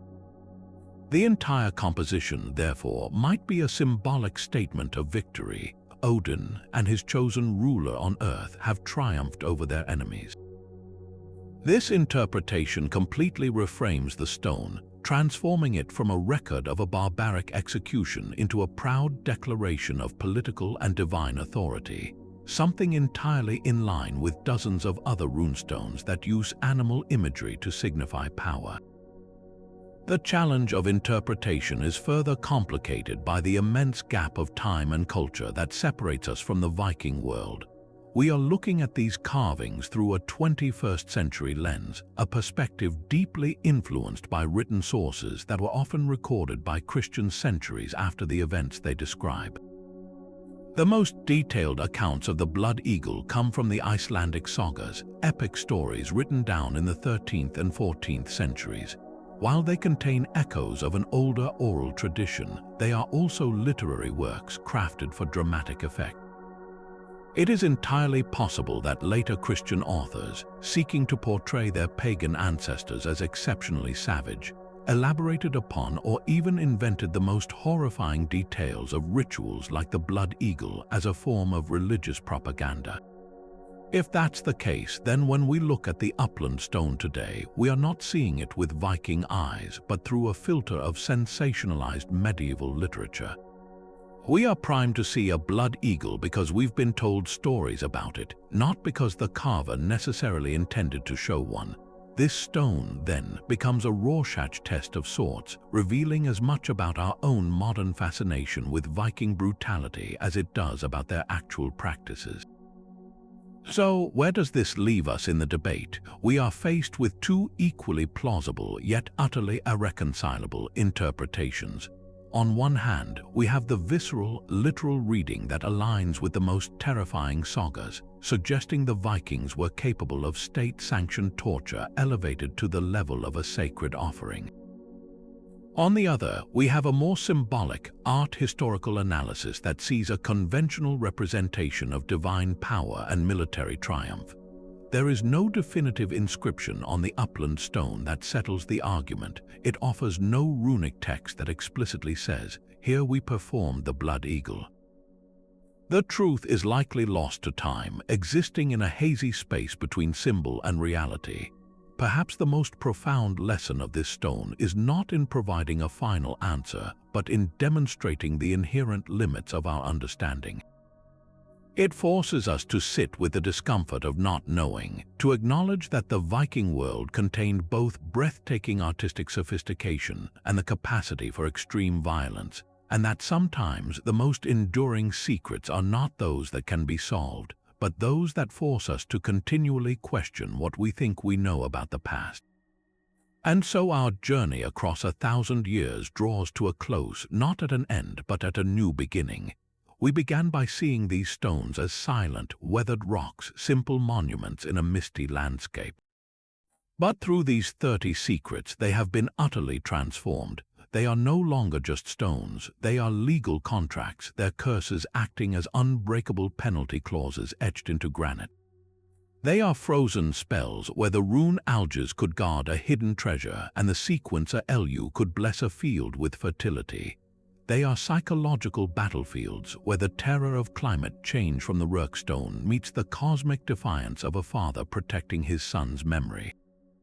They are sophisticated works of art and poetry, where the complex Drottfeet verse on the Karlevi stone reveals a culture that valued intellectual prowess as much as martial strength. They are the last stands of a dying faith, where whispers to Thor were hidden within prayers to a Christian god. And they are the personal branding of a man like Jarl Bank, who saturated his territory with his own name, ensuring his legacy would outlast the centuries.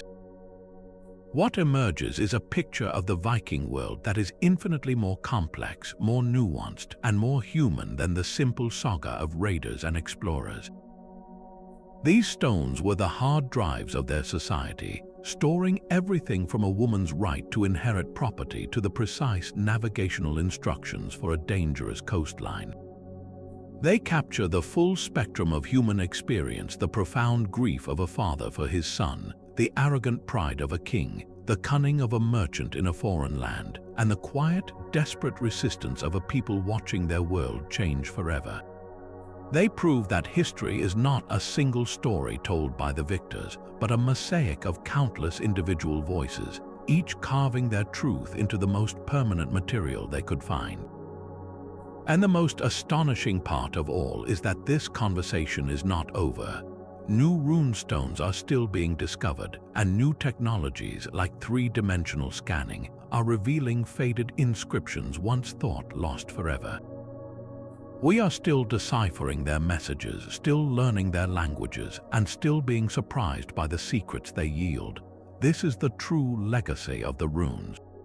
They are a bridge, a direct line of communication from the past to the present, inviting us to listen. They challenge us to look beyond the surface, to read between the lines, and to understand that history is not just about dates and battles, but about the fears, hopes, and ambitions that connect us all across time.